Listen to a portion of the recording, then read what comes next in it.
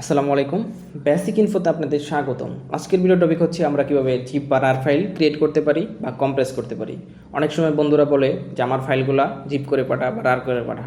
আমরা অনেক সময় এটা বুঝি না, জিপ ফাইল কি, রার ফাইল কি, কীভাবে করব এটা আমরা জানি না। যারা জানি না তাদের জন্য আজকের এই ভিডিও। তো চলুন শুরু করা যাক।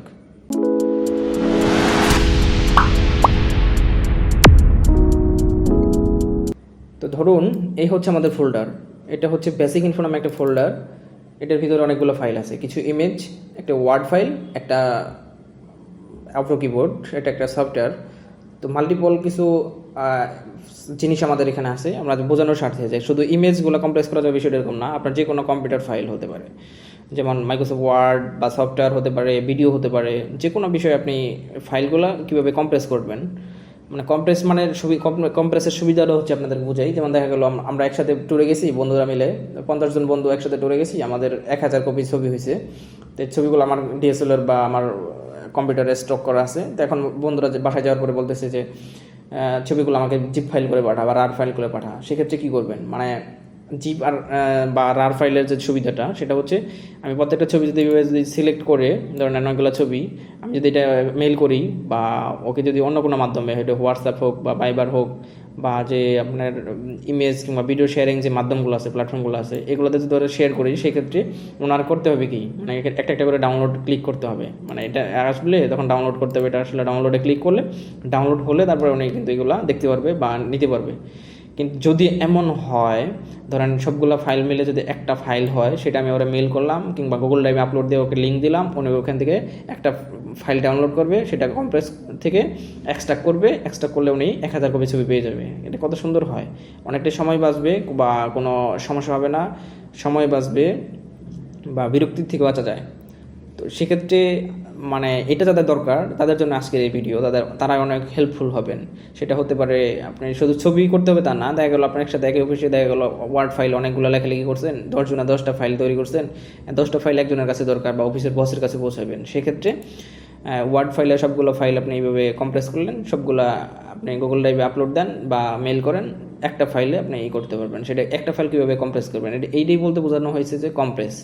কম্প্রেস বলতে ধরেন এই যে আমরা ফাইল বেসিক ইনফোর ভিতরে, এই যে ফোল্ডারের ভিতরে এতগুলো ফাইল আছে, এটা আমরা সবগুলো নিয়ে দেখাই, ওয়ার্ড ফাইল কিংবা সফটওয়্যার যাই হোক। এটা আমরা এইভাবে মাউস ড্র্যাগ করে করতে পারি, মানে সবগুলো সিলেক্ট করবো যেগুলো আমাদের কম্প্রেস করা দরকার, বা কন্ট্রোল এ চাপলে আমরা সবগুলো সিলেক্ট করতে পারবো। কন্ট্রোল এ চাপার পর ঠিক সিলেক্ট থাকার অবস্থায় সিলেক্টের উপরে, মানে এর বাইরে করলে হবে না, ঠিকই যে নীল নীল আবাব যে একটা আছে এটার উপরেই করতে হবে। এটা রাইট বাটনে ক্লিক করবেন। রাইট বাটন ক্লিক করার পরে যে অ্যাড টু আর্কাইভ এইরকম একটা বাটন আছে, ঠিক এই অপশনে ক্লিক করবেন, অ্যাড টু। এটার মধ্যে আমরা ক্লিক করে দিলাম। এটার মধ্যে ক্লিক করে দেওয়ার পরে এখানে সিলেক্ট অবস্থা থাকে। এখানে আপনি যেটা পাবেন প্রথমেই, সেটা হচ্ছে আপনি এখানে ফোল্ডারের নাম তৈরি করতে পারবেন। আপনি আগে যা ছিল ফোল্ডার ওটা বাদ, আপনি যদি চান নতুন করে নাম দিতে চান, সেক্ষেত্রে নাম দিতে পারবেন। আমি নাম দিচ্ছি না, আপনি এডিটেবল, আপনি চাইলে নাম দিতে পারবেন। আমি নাম দিচ্ছি না। তারপর এখানে আছে রার, এখানে আছে জিপ। এইখানে দুইটা অপশন খেয়াল করেন, প্রোফাইলের নিচে জিপ বা রার, আমি রারই রাখতেছি। তো আপনি এখান থেকে রার বা জিপটাই আপনার চার্জ যেটা প্রয়োজন, সেক্ষেত্রে সেটা সিলেক্ট করবেন। সিলেক্ট করার পরে নর্মালি এখানে ওকেতে ক্লিক করবেন। ওকেতে ক্লিক করার পরে দেখেন এখানে এই একটা ফাইল ক্রিয়েট হলো, যেটা আগে ছিল না। তো আমরা এই ফাইলটা ক্রিয়েট করলাম। এটা কিন্তু একটা ফাইল, দেখেন, হ্যাঁ, ভালো করে খেয়াল করেন, বেসিক ইনফোতে একটা ফাইল এবং কি যে বেল দিয়ে সুন্দর করে বাঁধা, এটা হচ্ছে কিন্তু রার ফাইল বা জিপ ফাইলের যে আইকন, মানে উইন্ডার ইনস্টল থাকার কারণে এই মানে আইকনটা আসছে। মূলত আমার কম্পিউটারে উইন্ডার ইনস্টল আছে। যারা জানেন না উইন্ডার ইনস্টল করবেন কীভাবে, কোথা থেকে ডাউনলোড দিবেন, তাদের জন্য আমার ইউটিউব চ্যানেলে এনাদার ভিডিও আছে, আগের ভিডিওটা দেখে আসবেন, তাহলে আপনি বুঝতে যাবেন এটা কোথা থেকে ডাউনলোড দিবেন বা ইনস্টল করবেন। তো উইন্ডার থাকার কারণে আমরা এখানে এটা দেখবো যে আসলে মূলত এটার ভিতরে কি সত্যি এই ফাইলগুলো আছে কি না, বা কতটুকু, ওটা যাচাই করার জন্য, সত্য মিথ্যা যাচাই করার জন্য এটা কাট করে নিয়ে যাই। আমরা এখানে ডেস্কটপে এসে একটা ফোল্ডার ক্রিয়েট করি। যেহেতু আমাদের নিউ ফোল্ডার নামে আছে, আমরা নিউ ফোল্ডার করবো না, এখানে 2022 নামে একটা ফোল্ডার ক্রিয়েট করলাম। তো এই ফাইলের ভিতরে মূলত আমরা যেটা কপি করে নিয়ে আসলাম ওটা পেস্ট করি। এটা আসলে মূলত আমরা কম্প্রেস করছি। কম্প্রেস করার পর আমরা দেখানোর সুবিধার্থে আপনাদের আইকন হয়তো বা এরকম নাও দেখা যেতে পারে, এখানে আপনাদেরটা স্মল থাকতে পারে বা মিডিয়াম থাকতে পারে। তো আমি আপনাদের দেখানোর সুবিধার্থে লার্জ করে রাখছি মানে আইকনগুলো। তো আমি এই ফাইলটারে যদি ভাঙি, মানে আপনারা এর আগের ভিডিওতে দেখিয়েছিলাম যে আমরা এখানে এই ফাইলটা করবেন কীভাবে, এক্সট্রাক্ট করবেন কীভাবে, বা যারা জানেন তারা তো জানেনি, যারা জানেন না তাদের জন্য এই ফাইলটারে জাস্ট রাইট বাটনে ক্লিক করে এইখান থেকে এক্সট্রাক্ট শেয়ার করতে পারেন, এক্সট্রাক্ট টু বেসিক ইনফো। আমি এক্সট্রাক্ট টু বেসিক ইনফো যদি ক্লিক করি তাহলে দেখবেন যেরকম একটা ফোল্ডার তৈরি হচ্ছে। তারপর আমরা এটার ভিতরে গেলে ওপেন করার পর মূলত ওই ফাইলগুলো কিন্তু পেয়ে যাচ্ছি যেগুলো আমার বন্ধু আমারে পাঠাইছিল বা বন্ধু আমার দেওয়ার জন্য যেটা কম্প্রেস করলো, সেটা কিন্তু এই ফাইলগুলো সবগুলা ঠিকঠাক মতো পাবেন। এবং কি কোনো প্রকার রেজুলেশন বা এখানে হাইট উইড মানে যত মেগাবাইটের ছবি কোনো অংশেই কমবে না, মানে কোনো প্রকার একটু চুল পরিমাণও আপনার কমতি হবে না। রেজুলেশন বা এখানের যে শেপ, হাইট, উইডথ, ইমেজের যা ছিল কোয়ালিটি সব ঠিকঠাক থাকবে, কোনো সমস্যা হবে না।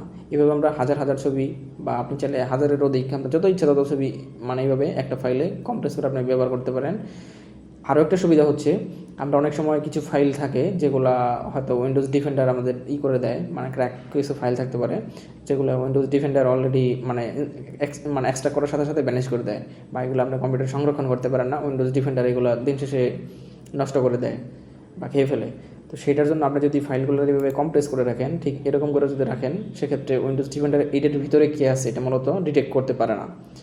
উইন্ডোজ ডিফেন্ডার বা অ্যান্টিভাইরাস দুইটার কোনোটাই আপনি এটার ভিতরে কী আছে এটা দেখতে পারে না। হ্যাঁ, আপনি এইভাবে যদি লক করে রাখেন, এটা এক ধরনের লক অবস্থায় আছে, মানে বেল দিয়ে বাঁধা, এটা বোঝানো হয়েছে এরকম বেল দিয়ে বাঁধা। এটার ভিতরে কী আছে বেল্টের ভিতরে সেটা কিন্তু অ্যান্টিভাইরাস বা উইন্ডোজ ডিফেন্ডার এরা বুঝতে পারে না বা ধরতে পারে না, এটা ডিটেক্ট করতে পারে না। এই হচ্ছে একটা সুবিধা। আপনার জায়গাগুলো যে কিছু ক্র্যাক ফাইল থাকতে পারে এগুলো আপনি সংরক্ষণ করার জন্য এই পদ্ধতিটা ব্যবহার করতে পারেন, বা এই পদ্ধতিতে আপনি বন্ধুদের সাথে শেয়ার করতে পারেন, যেটা উইন্ডোজ ডিফেন্ডার বা অ্যান্টিভাইরাস বা নেট কানেকশন থাকলে কোনো সমস্যা হবে না। এর পরবর্তীতে ভিডিওতে আমরা দেখাবো যে এটার আরেকটা সুবিধা আছে, সেটা হচ্ছে আমরা যখন দেখা গেল এই ছবি ফোল্ডার আমরা দেখেছিলাম অনেকগুলো নায়ক নায়িকার ছবি এখানে মূলত।